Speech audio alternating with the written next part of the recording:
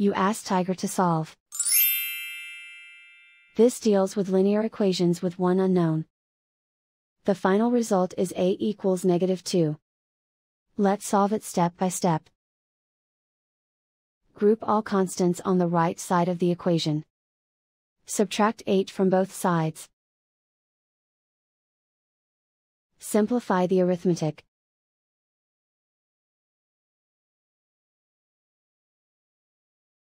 Isolate the a.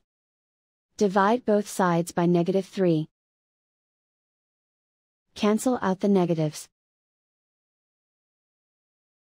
Simplify the fraction. Move the negative sign from the denominator to the numerator. Find the greatest common factor of the numerator and denominator. Factor out and cancel the greatest common factor. And so the final result is a equals -2.